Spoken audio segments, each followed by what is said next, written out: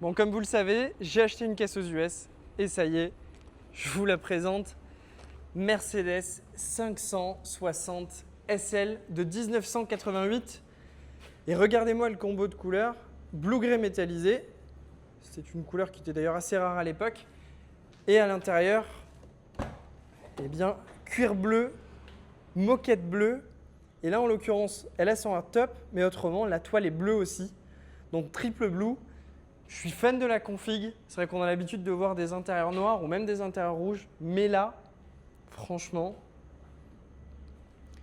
Et en toute franchise, elle est dans un très bel état.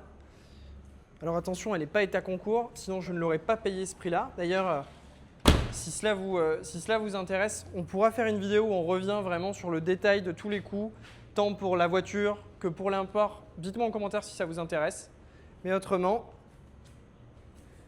là voici, je vous fais vraiment un tour complet. La seule réflexion, c'est est-ce que, une fois qu'elle va arriver en France, je remets les bumpers type euro?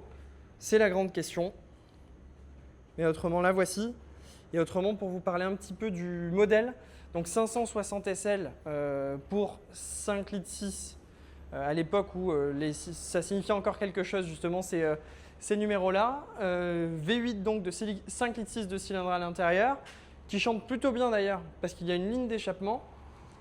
Et autrement, à l'époque, il faut savoir que c'était plus cher qu'une 911 quand c'est sorti.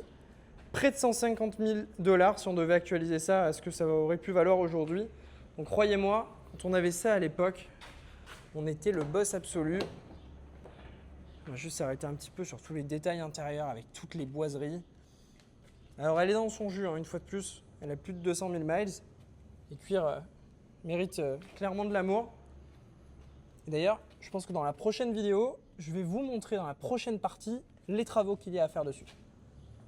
En tout cas, si ça vous intéresse, abonnez-vous pour suivre ce projet parce qu'on va la ramener en France. Et une chose est sûre, il fait beaucoup trop chaud là dans l'Illinois, donc j'ai hâte de retourner en France.